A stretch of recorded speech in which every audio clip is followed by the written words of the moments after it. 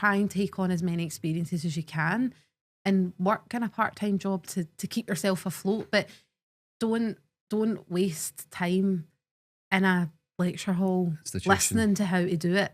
Go and do it. Because I always think back to when I was in school and I did like business management classes, and I loved business management, but I always in the back of my mind was like, but this person's never ran a business. Yeah. Like, so they're teaching me how to run a business, but they've never ran a business.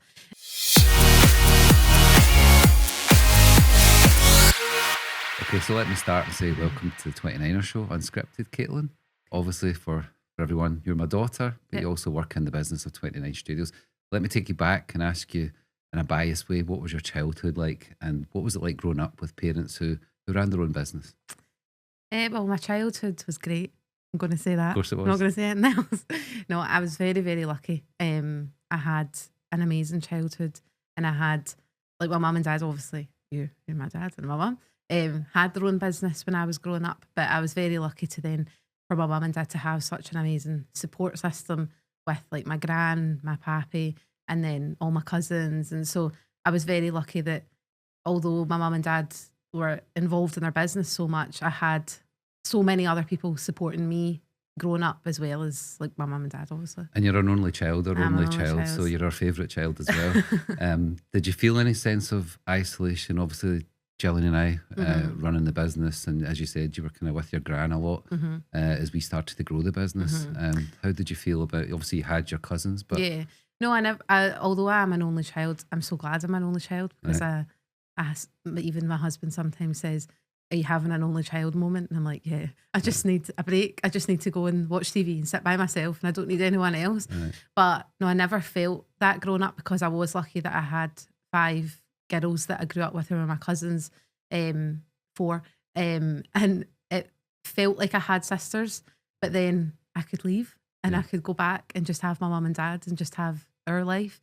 So I feel like I had the best of both worlds. I had my own time, and then I had that time.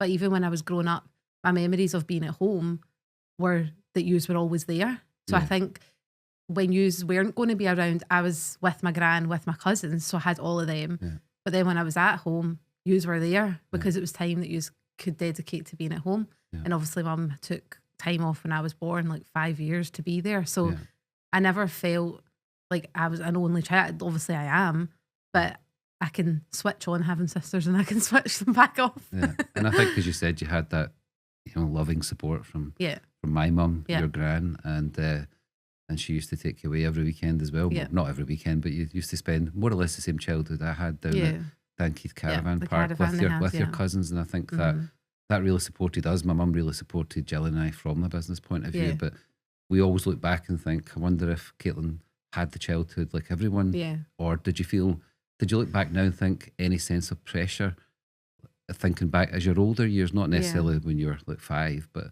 maybe in your teenage years, did you feel any different because we ran a business, or was it just it's just what you knew? I suppose. No, I didn't.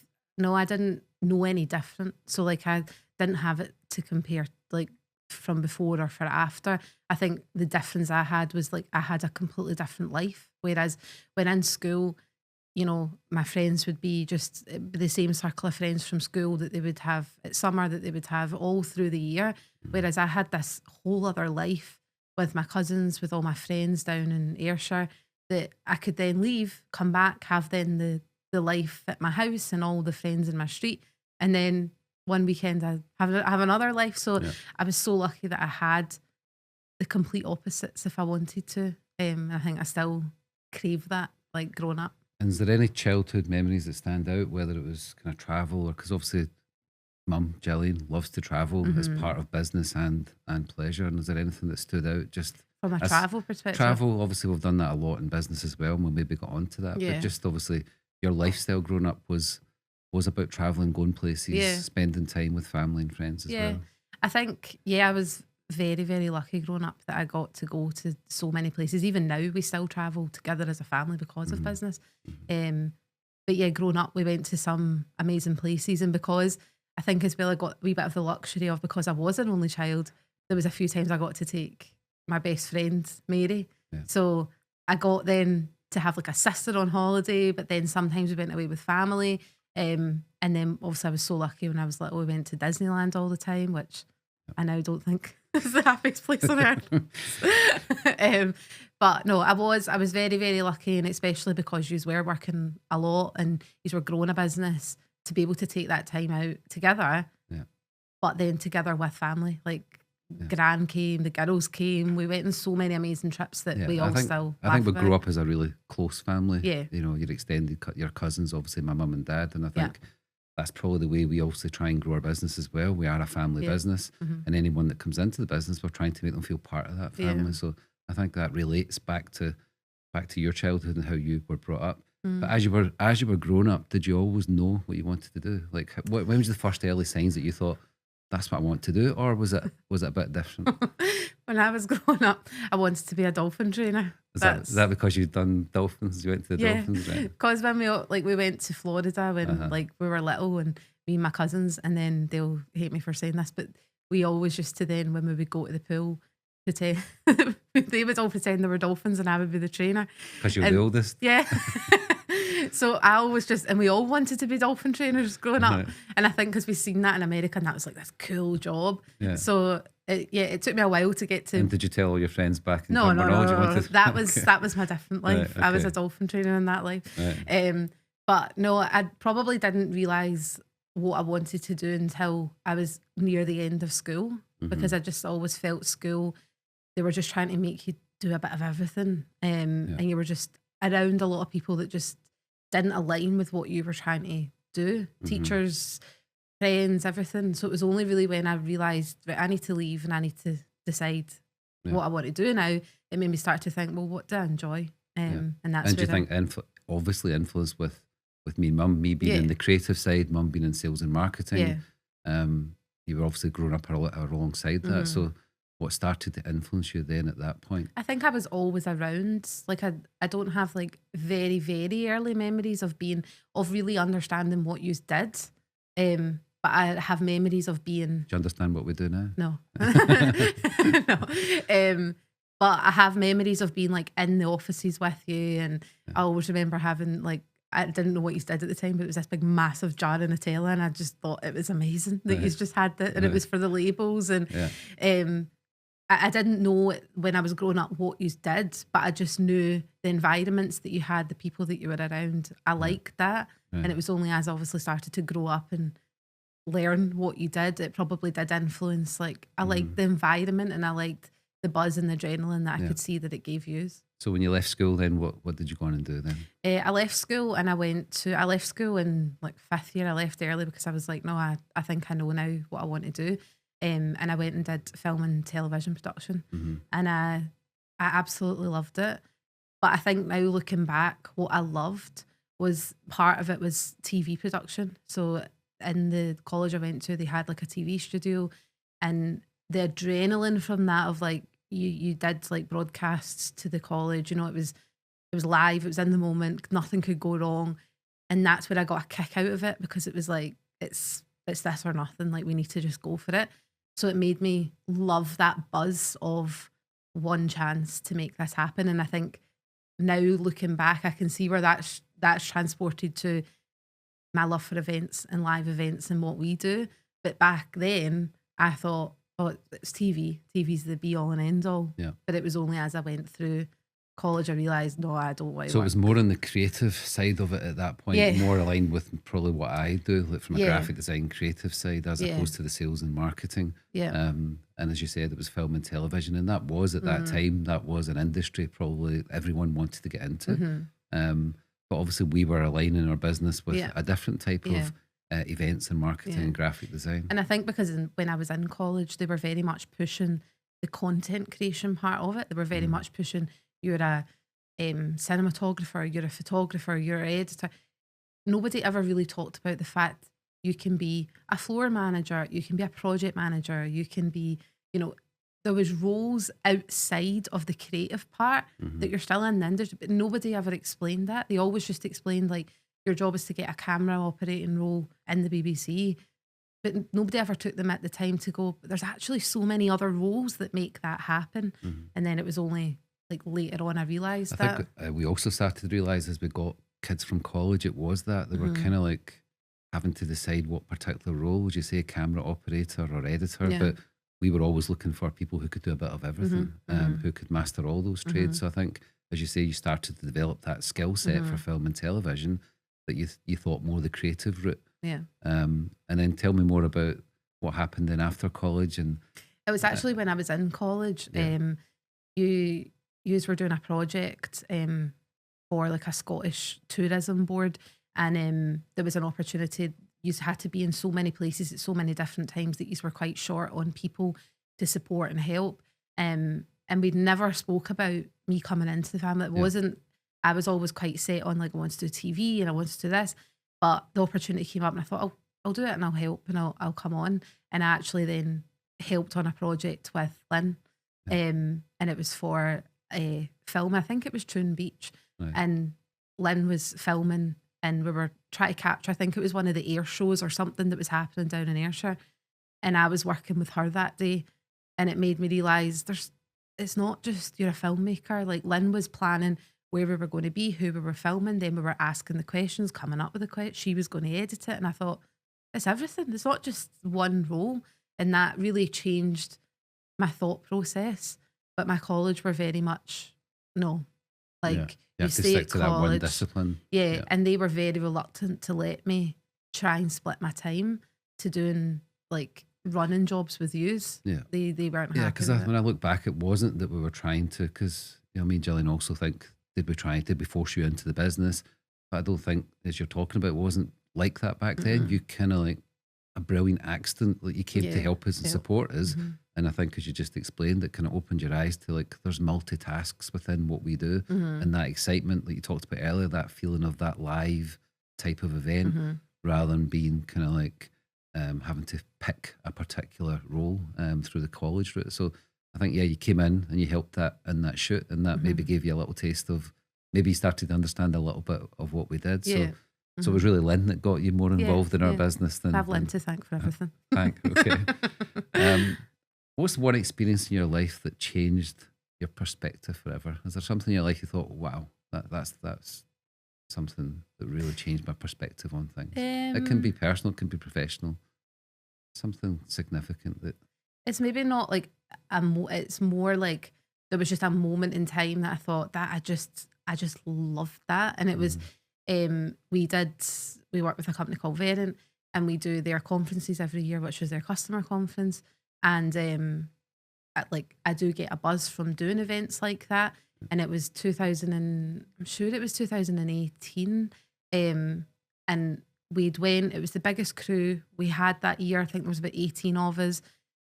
I was very, very stressed. I always joke and say that gave me grey hair, because I was just so worried that, because I knew it just had to go right. So the whole lead up, everything, I was just like fixated on it.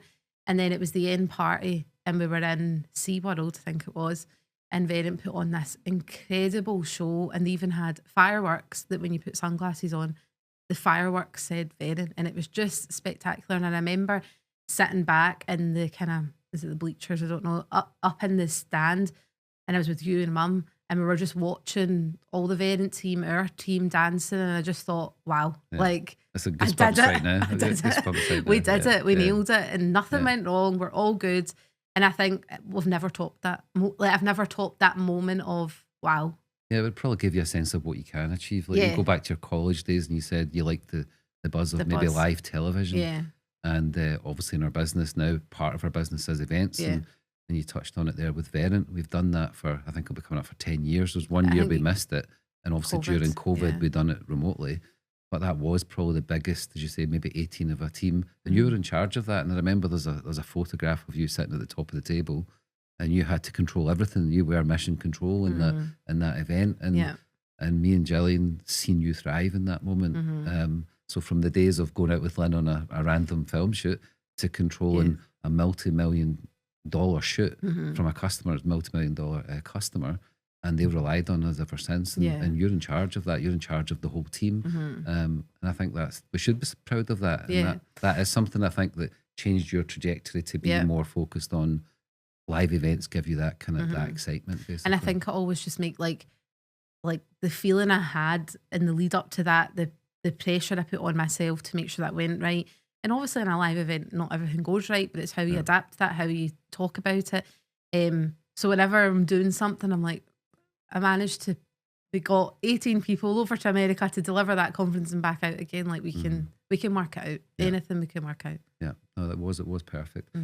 Next question, do you feel pressure to prove yourself more in a family business? I mean, it must come with maybe a bit more pressure from maybe friends or your other family members. Do you feel any pressure more? Because maybe there's the sense more of responsibility because it's your mum and dad, it's their business. I probably, it's funny, I was talking to Stacey about this the other day, and I don't feel pressure anymore from other people, like staff or anything. I don't feel that anymore. Probably when I first started in the business I did, because I felt like, was everyone just thinking, oh, I'm just here because I'm your daughter, or do I really deserve to be here? And then we had some, like, just say it, horrible staff that said horrible things, and it makes you doubt, is it true? And you doubt yourself. But as I've got older and realised, just let them say what they want, let them do what they want, I don't feel that anymore. I probably put more pressure on myself than I do letting other people put pressure on me anymore. Like I don't feel that anymore. Do you see yourself as a perfectionist in things? I'm a complete control freak. Right. Okay. Yeah.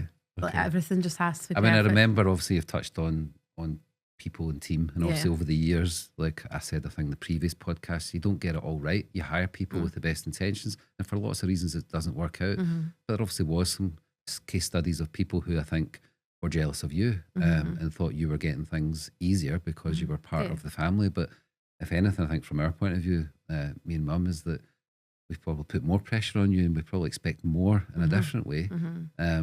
And as we've talked about lots of times, it's a 24/7 business. Like you can never switch off. And what's the only time that you said that we can actually switch off? Christmas. It's like the best time because our customers switch off usually a couple of days before Christmas.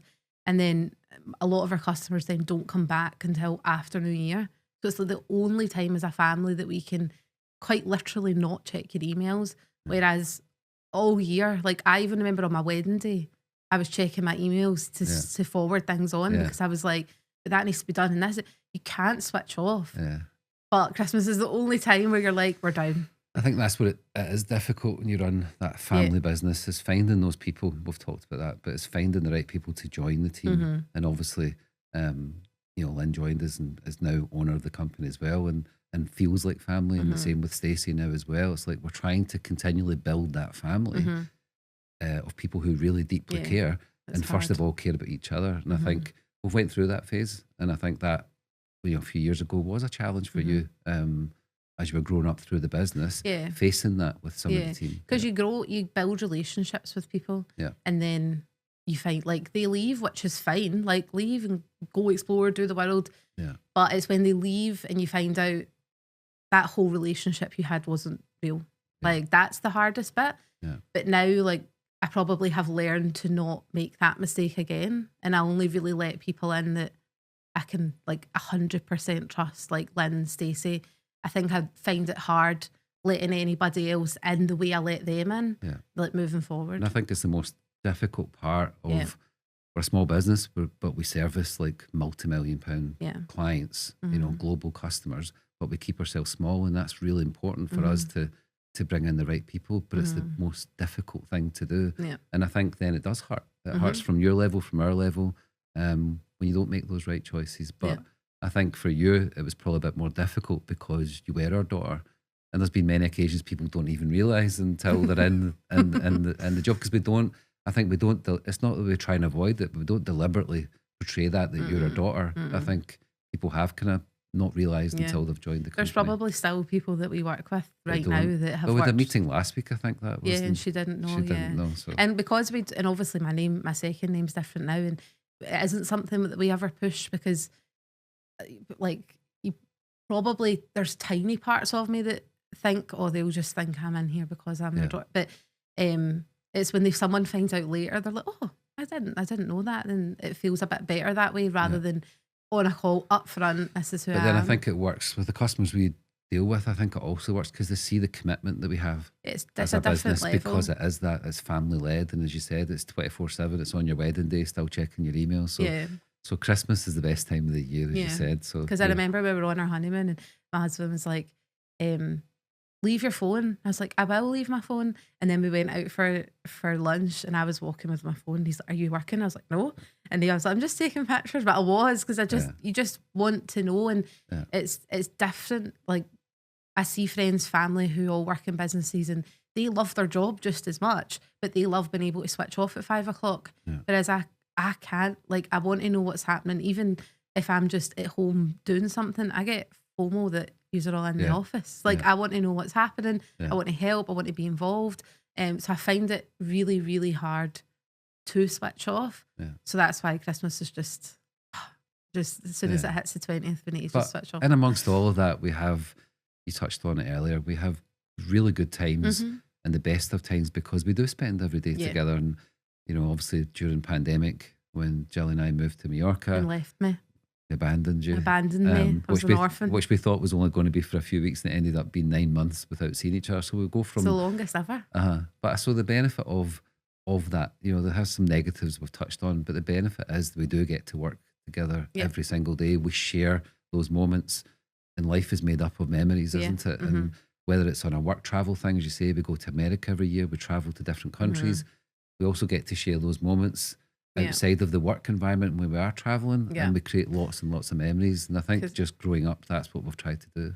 Because it's funny, because obviously I'll spend all day with you just about work and stuff, and then I'll come home and we're making dinner, and then I phone you and James is like, you've just spent all day with them. I know, but I'm now phoning them as my mum and dad. This is FaceTime. This is now my mum and dad I'm talking to ask them about defrosting chicken. Whereas all day it was about work. So whereas like his mum and dad just like were there in life, they didn't work together. So it's hard, I think, for someone else to understand that. And I think that's what we have. It's the biggest privilege is all being the three of us working together. Then obviously now with Lynn and Stacey, so we're spending that time together, and it is just about moments. It's about moments and memories. Everything else will pass by, everything else will come and go, people will come and go, and it's their miss, because the opportunities we're creating, I think, as a business is second to none. But you need to be wanting to be part of it and feel part of that family. So because it was a thing I seen the other day, and it was like, I think I actually said it to Stacey. I said, we're all so lucky because we all get to create memories together. So like every single day we're creating a memory, we're going away, we're doing adventure, we're having highs, we're having lows. So we've got so many memories, like all building, whereas we're all so lucky that we're having these amazing experiences together.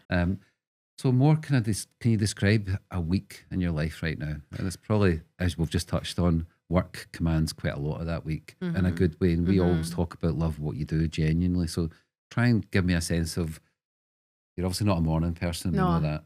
Or a nighttime person. I thrive about 3 o'clock and then that's it. My Aura ring doesn't really quite figure me out yet. First of all, I'm a personal assistant to my dog. So I do everything for him. And your dog's name? Dougal. Dougal, the dog. But yeah, for me, I probably spend more time with everyone in work than I do at home and with James and Dougal. But yeah, a typical week for me is we're in the office right now Tuesday, Wednesday, Thursday, and we're at home Monday, Friday. And then I try and use the weekend it doesn't always work out like this, but I always try and pick one day where I'm literally in the house and I'm just doing nothing. And I really, really try to do that. And when I have 2 days of doing stuff, I'm annoyed at myself because I've just used my whole weekend up. But yeah, I'm a middle of the day person, not a morning person. So every morning it takes me a long time to G myself up to get out the house. And then at night I want to be in my bed at 9 o'clock.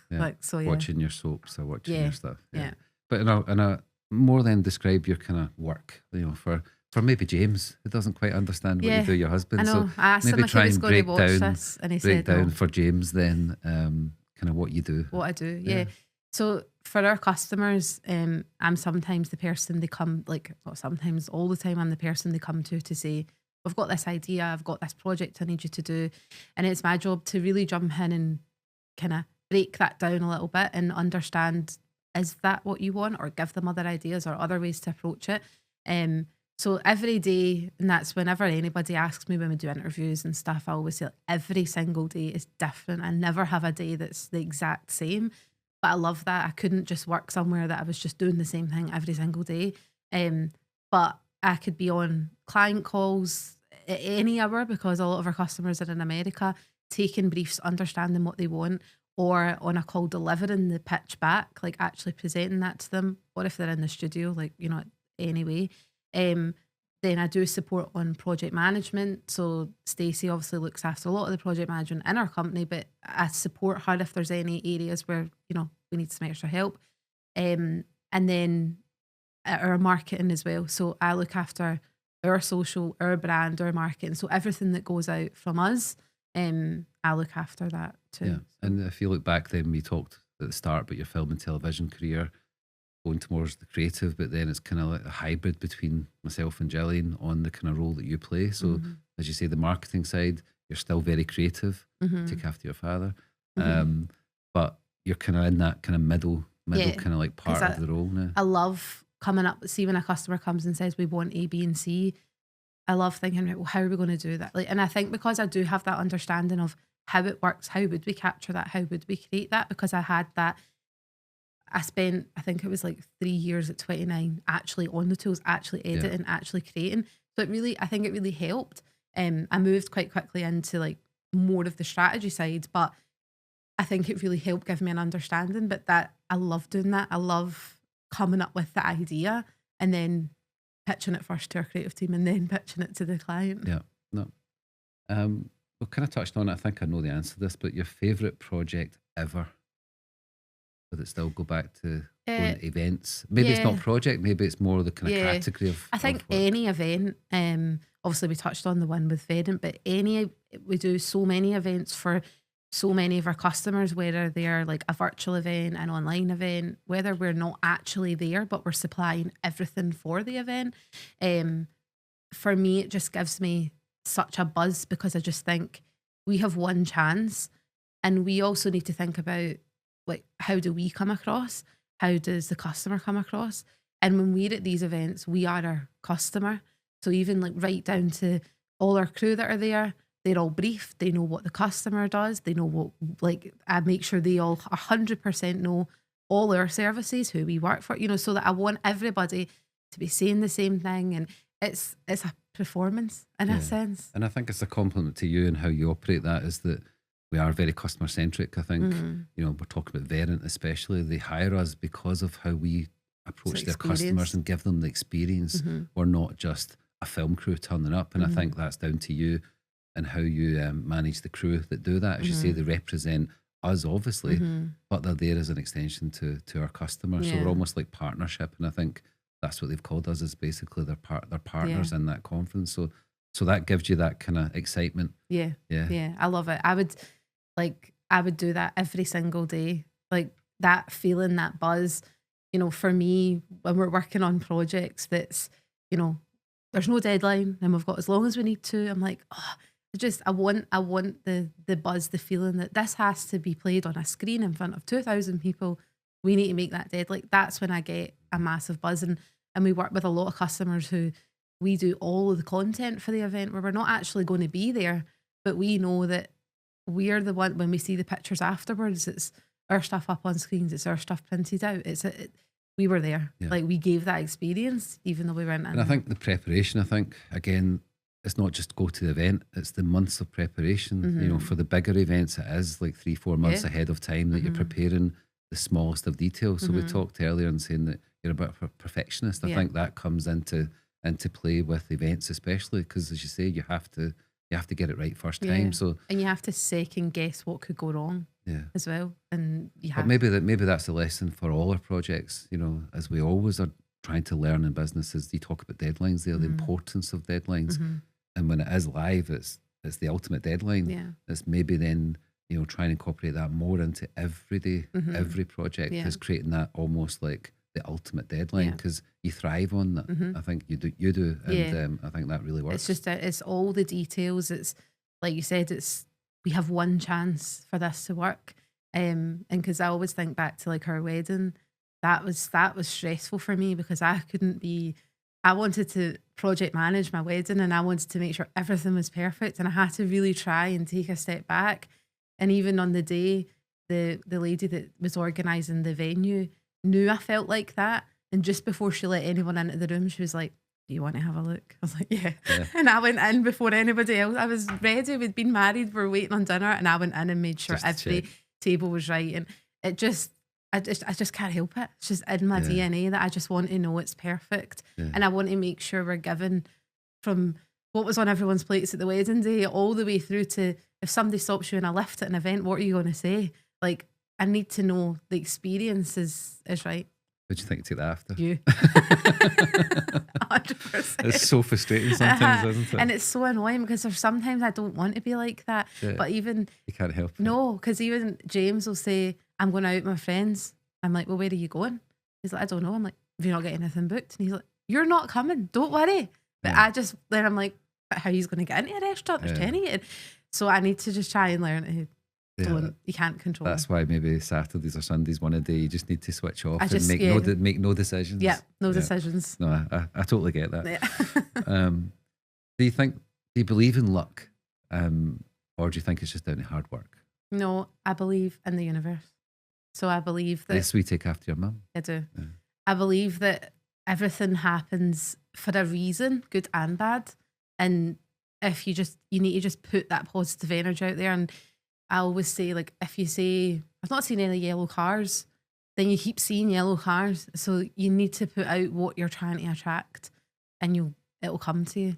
And obviously I do believe you need to work hard, but I think ultimately it's the universe. And when things aren't going right, it's because you're just radiating negative energy constantly. So things aren't going to go right. So, and it's really hard to change that when you feel like that, but you need to find a way to pull yourself back in because the universe is listening. That's where you are 100% like your mum. Yeah. I believe in that. I probably see it as more, it's just vision. It's having a vision. It's having a goal and just keep going until you get that. About that every day. I talked to last time about never giving up, never quitting. You're similar that way. Yeah. But yeah, you need to know what you want because if you don't know what you want, you'll never get there, will you? So you'll just go around in circles. Yeah. Okay. If you could go back and give yourself one piece of business advice, what would it be? There's two. Okay, give 2 pieces of business advice. I'm going to break the rules. Yeah. The first one would be not go to college. Not go to college. Yeah. I feel like it helped me understand what I wanted, but if I could literally go back and say to me leaving school, I would say, don't go to college, go straight into 29 Studios. Because it would have gave me 3 more years. Obviously I've been now there, I think it was 15 years, but it would have gave me just a more time. I just feel like towards the end of college when I was wanting to come out and work, they weren't for that. They didn't want me to do that. They wanted me to stay in college and wait, and then once you get your degree you can go do that. And I ended up leaving college early because I thought, do you know what, I don't agree. I want to go and learn. So I wish I could tell myself, don't go, like just go straight. And now I forgot the second one. Well, I'll maybe remember as I delve into that a little bit more than for people who maybe are in that position now, in college and things like that. What's your perspective on it now? That's obviously looking to you and your personal journey. Yeah. And as we said earlier, you weren't just handed a job in 29 Studios. No. You had to go out and work hard for that. But what about kids who are looking at college and this type of creative path? Obviously, my next question is going to be asking about the creative industries, but how would you give any advice now? You're 32. What would you give advice to people who are at that point and they either go to college, university, in the creative world, in the creative industry? Yeah, I think like obviously for college unis there's a massive place for it if you're wanting to be doctors, teachers, nurses and stuff. But if you're wanting to get into the creative world, we look at CVs all the time. We look at hiring people all the time. What college you went to is never something we look at. It doesn't matter. You could have went to, I don't know, Oxford or anything. It doesn't make a difference to us. What we look for is, do you have the right attitude? Are you up for it? And also not like showing what you can do. And even if that's not like actual work that you've been paid to do, make examples, shoot things on your own, you know, get creative, put like your best self forward and just try and find experiences. And I know it's hard because if you've got mortgages and stuff like that, but try and take on as many experiences as you can and work in a part-time job to keep yourself afloat. But don't waste time in a lecture hall listening to how to do it. Go and do it. Because I always think back to when I was in school and I did like business management classes and I loved business management. But I always in the back of my mind was like, but this person's never ran a business. Yeah. Like, so they're teaching me how to run a business, but they've never ran a business. And that's where now I look back, the people that were teaching me in college were, they were great and they were really nice people, but they were all cameramen from the BBC. That's not what I wanted to do. I think even at that time it wasn't quite relevant. It's less relevant now. Yeah, they're still doing the same. But it's probably still generally the same curriculum. Because I see them on Buchanan Street and they're all like going try to interview people and stuff. And I'm like, they have not changed that like curriculum in however long since I was there. I think it's good advice to whether you want to continue with college, but try and find a path and get into some form of business that you actually want to work in and learn from. And build a portfolio. Because that's what we look like. That's what we look for is like examples of what you've done. It's not about your grades or what college you went to. It's even if it's made up for some brand, it just lets us see that you've got the skill and you know how to do it and you've got the desire to want to keep learning. Yeah, and you've got, as you say, the desire to keep learning, but you actually want to keep creating all the time. Yeah. And the tools nowadays, and that leads in, unless you've remembered your second point. What was the question again? How would you, well, this next one, let me go to this next one first, but how do you see your industry evolving over the next decade? We'll go back to that. Like, obviously, we've just touched on it. There's so much change just now. Yeah. We're in the creative industries. Obviously, you split both sides from the sort of marketing sales point of view, but you also, as you said, you learned the tools. What have you seen over the last couple of years especially? And how do you think it might evolve? And how do people get into this industry, as we just touched on? I think it's such a strange one because I think we forget how good we are because we are so ahead of the technology, not the technology, but we're so ahead with the technology. Every time there's a new update, a new AI tool, a new something, we're on it, we're trying it, we're playing with it to see, does it work, does it not? And I just sometimes forget that the people outside of my work life don't use those tools. So when I say, like, I was putting up stuff on, I was going to my PT, I've not went in a wee while. I went to my PT and I really didn't want to go because it was 7 o'clock in the morning. And I put on chat saying, I don't want to go with my personal trainer, get me out of my bed. Oh my God. And it gave me this big massive like motivational speech. And I went to that. I've not done it in a wee while because I've not been. But when I said that to someone of a friend, they were like, what's chat? And I thought, my God, we're just using these tools. And that's where I go now. I go there instead of Google. And I think as we move through like this next couple of years, the people in all the companies we work with are all understand it, they know it, but from a corporate perspective, they're not allowed to use it yet. Yeah. So I think we're going to see a massive change and we're going to see corporate companies adapt and allow their team to use AI. But for us, it's empowering those people to know how to use it and how to use it for good and how to get the most out of it. Yeah, I suppose it's our job to always look at innovation and try and be that step ahead for our customers. That's our job, is to provide them with new innovations, whether it's technology or design. Yeah. And they're now cutting across both with design and technology. We need to be at the front of that. And sometimes it can be a bit frustrating where we feel we're quite far ahead. But I feel now it's 2 years in since, obviously AI has been going a long time, but the kind of majority of people started to talk about ChatGPT especially. But we've been using a whole range of tools to make the kind of workflow better and faster and smarter.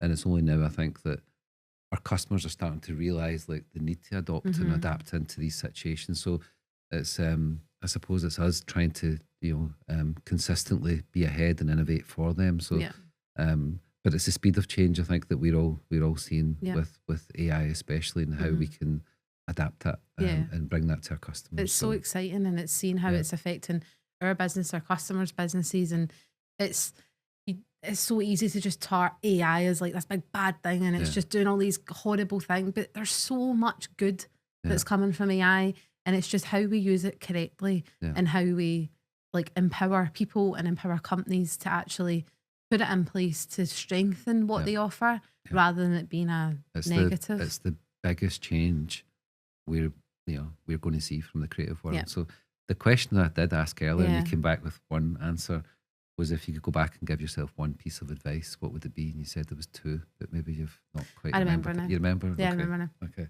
It was just to surround yourself with people who can make you forget about your phone. So it's so you know how like if you go, sometimes you find yourself going out with people or you're out in social situations and your phone's on the table and you just find yourself drifting completely out of the conversation, looking at your phone, looking at time, thinking about the next thing. But as I've got older, I've realised you need to surround yourself with people who you want to be with, you want to spend time with, you want to spend 10 hours on a plane with, you know, surround yourself with people who build you up and aren't in competition with you, and like that you could not realise you've not looked at your phone for a couple of hours because you just love being around them and you love being involved in their conversation. And I think as you're grown up, you think it's about the quantity of your friends, but as then you get older, you realise it's not. Like you would rather have two really, really, really good friends that you know would shout your name out in a room than people who would just stab your back, basically. Yeah. And I think we've kind of put across all the time, you are your environment. Yeah. So that's kind of touches on what you're saying. It's like the people you surround yourself with is who you become as well. So so pick your friends, and can't pick your family, but pick your friends wisely. Yeah. So that was your second piece. That was my second piece of advice. A little bit more fun one as we start to wrap up, but if you could master one new skill overnight, what would it be?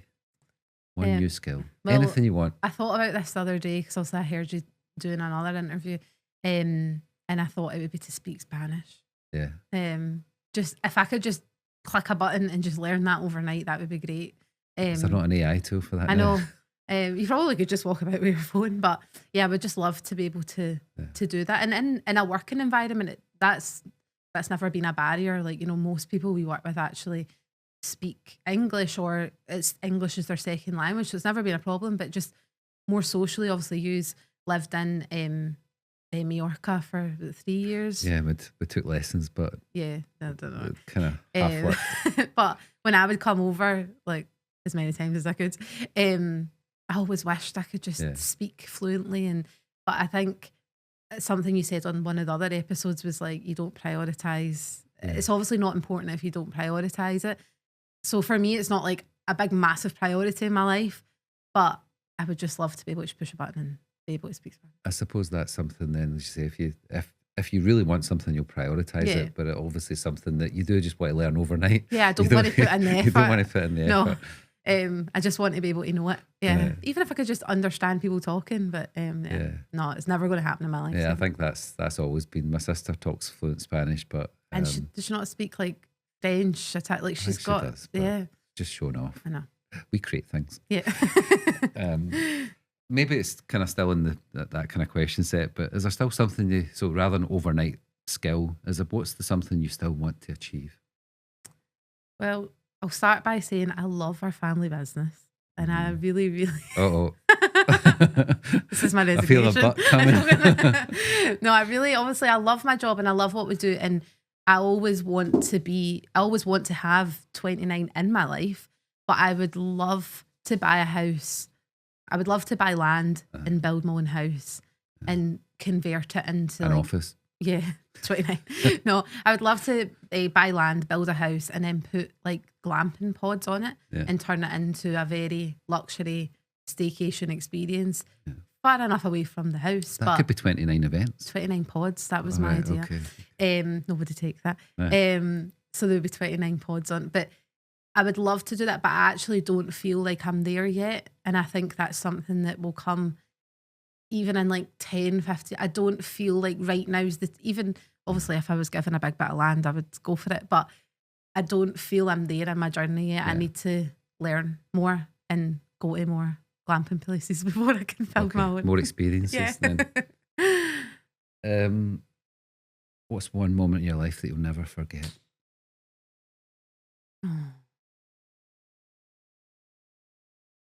maybe marrying your husband or something like that. Or but is that bad? I was going to say I was going to getting my dog.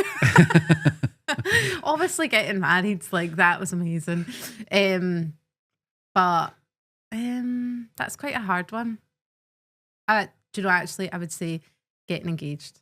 Yeah. Yeah. Because Tell us a little bit about that story. Obviously, I know this story. So I was actually at a Verint conference in Chicago this time, and I was coming back and I had a crew with me, and we connected through here, there and everywhere, and we were coming back and I didn't look great. And one of the guys I was with was like, "You're not going to put some makeup on?" And I was like, "You're cheeky. No, I'm not going to put some makeup on." And he was just pushing me to just put makeup on, do my hair as we landed. And I was like, "No, I'm not doing it. I'm not doing it." So then when we landed, we got our bags and James had texted me saying he was coming to pick me up. So then we came through like Glasgow airport, and then this guy I was with took the camera out, and I was like, "Really? Like we're at the end. I just want to go home with sickies." And he was like, "Can you just tell me a wee bit to camera about where we've been?" And because obviously we were doing the show back then as well. I'm like, right, okay. I mean, you actually watch back that clip, you can tell. We're going to cut to the clip here now. I'm so uninterested in what he's saying. I'm just like, "We've just landed at Glasgow airport. We're glad to be home. That was a great trip, bye." And I just like cut him off. And as I walked through, James was standing there, and I knew he was going to be there. And then I walked up to him, I was like, "Hi," and I could tell in his face something was wrong, or he was nervous. And he just then went, "I've got something to ask you." And I just knew straight away, and I was like, "Oh no." And then obviously another camera guy was there, he pulled out his camera, so we had it in 2 angles. But then we had one girl that was with us, she was just jet lagged, and she walked by James with a trolley, so she was back to back with James. James got down on one knee, proposed, and got back up in the middle of Glasgow airport, and she turned around and went, "Why are you crying?" And I was like, "I just got engaged." And she's like, "I missed it." She literally just missed it by seconds.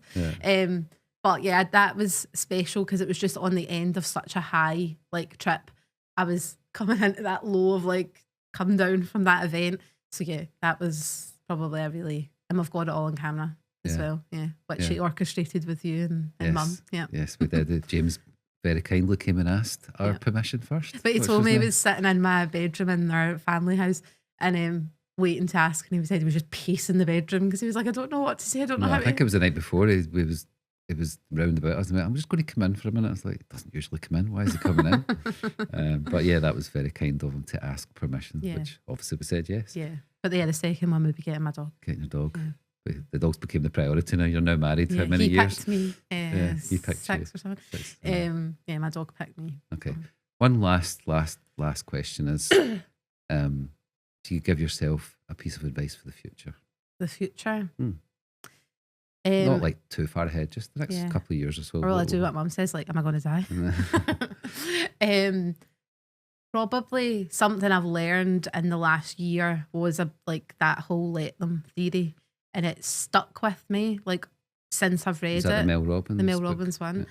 It stuck with me because just so often being a control freak, you can just get so consumed of what are they going to say and then what are they going to do and then how's that going to affect me, and then before I know it I'm like 6 disasters deep and I don't know how to walk myself back. And I just now have probably got to a bit where it's like, well, let them. Like if they don't reply to me, I'll let them not reply to me. If they say something about us, let them. Like it says more about them than it does about us. I suppose it's then you're saying a control freak, but it's taking more control about you and letting others, as opposed to letting others control your emotions and your feelings and things like that. I was letting people control how I was feeling. I was letting people control how I was going about my day for often things that hadn't actually happened yet. But I was just imagining them happening because that's what I have to do in my job. Take after me again, I think. I have to do that though in our job. Like I have to, if we're going into a meeting, a client might say we're coming in to talk about this project, but we need to think about, right, well, what if they don't? What if they talk about that? And we need to be prepared for every eventuality of them coming to that meeting or us going to theirs. So that then goes wider to then life. And I'm like, well, what if that person doesn't turn, or what if that doesn't happen, or what if my friend says, and it just consumes you. So I'm trying, and now James says it to me now, like when he knows I'm like, he's like, let them do that. And I was worrying about a roof and he's like, let the roof fall off. I'm like, no, we can't. But I think I just need to, if I could get it tattooed here, I would, because I need to keep reminding myself. So that's the advice you would give yourself the future, for now and the future, is just let them. Because it's hard. And we're all human. So when people say stuff or do stuff, or like, it's hard to not let that get to you. Do you think that's, you take it more personal because it is a family business? Yeah. Because it's someone not criticises us, the business, or anyone in the business. Do you think you take it a lot more personal? Yeah. Because like if someone criticises a brand for like a friend works with, they're just like, oh, they don't like the brand.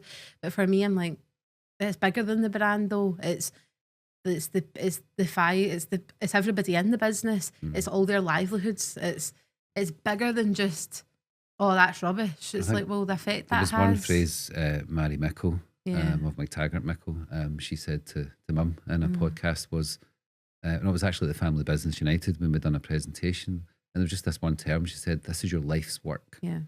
And we've done it for a whole life. Yeah. Like 1998, we started our business. So, so it is our life's work. So when someone criticises any part of that life's work, it's very hard not to be defensive. But as you get older, trust me, you start to care less. And then that's where I'm trying to be like, let them say whatever they want, because it's a bigger reflection on the type of person they are. Yeah. If they're going to spend their time writing stuff online or trolling or doing anything like that, like that just shows how sad their life is. And I suppose if anyone else pays attention to that, then that's not the people you want around in your life either. You want people who judge people by how they're treated. Yeah.